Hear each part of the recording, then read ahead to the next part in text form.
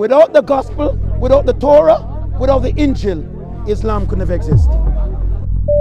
Welcome aboard. Here's a Christian preacher challenging Muslims on fasting in the Quran. You'll be surprised to hear why Muslims fast during the Ramadan. Watch how this fascinating conversation unpacks. Let's read it. Said, "O believers, fasting is prescribed for you as it was for those before you." Stop there. Stop there.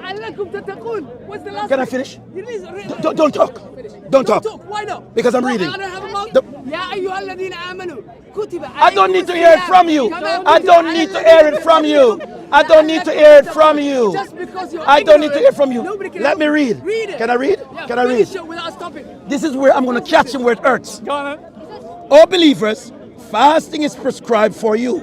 Now, why the fasting is prescribed? Because there was somebody else before it was ascribed for. Let's go further now. That's not why. Can I read it now? That's not why. Can I tell him the answer now? That's not why. As it was for those before you. That's not why. Okay. Finish it. So perhaps you will become mindful of Allah. So you're fasting for you to become mindful of Allah. Okay. Fast is prescribed number of days, but whenever you will, is ill or a journey, then let them fast an equal numbers of days after Ramadan. Now, let me ask you the question now.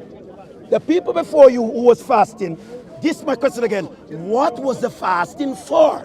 All this. What did you read? Mindful of what? Read it. Of Allah. No. She still don't get it. You know? She still don't get it. Israel didn't fast for that. Why do we care what Israel fasted for? But you're copying other nations before fasting, but you do not know why they fast for it. You see, it's what happens. When the Christian preachers points out the fact that fasting in Islam is a practice copied from earlier Jewish traditions, the Muslim guy gets ruffled by the confrontation with the truth. In fact, he started to act violently against the Christian preacher. Don't tell me. You have no right to film Don't do that. You film people all the while. Who? You does. Me? Yeah, don't do that. Don't do that. Don't do that. No violence.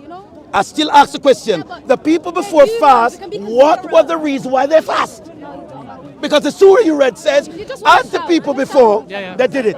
Why? But everything is like that. That's the thing is that. If you're in doubt, go and talk to people, to the previous scriptures. My brother, I love you. You see what happened? You guys pick up Jewish traditions and you listen to me. Everything, can I name them? Sorry. You fast because Israel fast before. Everything you do is borrowed rituals from other religious movements before. I ask you the question, why do you fast for a month? The Quran surah I read says, as gone to other nations did it. I ask, why did they did it? You don't know. God instruct you to do something, he tell you why.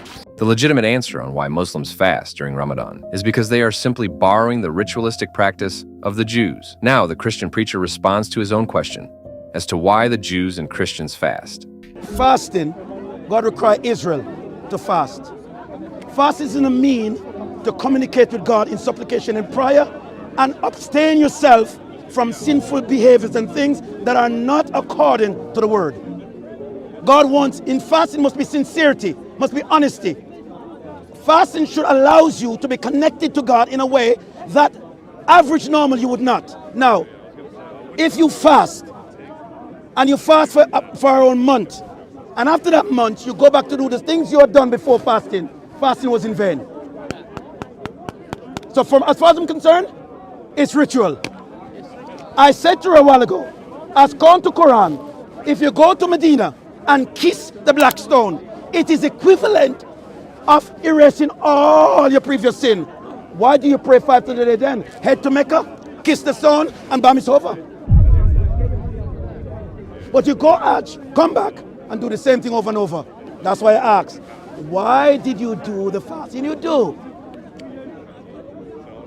The reason why I asked him to read it, because it says, as the people before did. So, what Islam does is not new. It was done before nations before. And I ask, why? This is the problem we find with Islam. Everything they tell you that is unlike Christianity, there's no history, there's no document, there was no knowledge. Put it this way, Muslim mean worshippers of one God. Now, who is that God they worship? The God of Moses. Who is the God of Moses? Nobody knows. The God of Moses was Yahweh, not Allah. Is that the same God? No. Without the gospel, without the Torah, without the Injil, Islam could never exist. You'd have to explain to the world where you got those stories from. And the ignorance to say all these books are corrupted is ludicrous.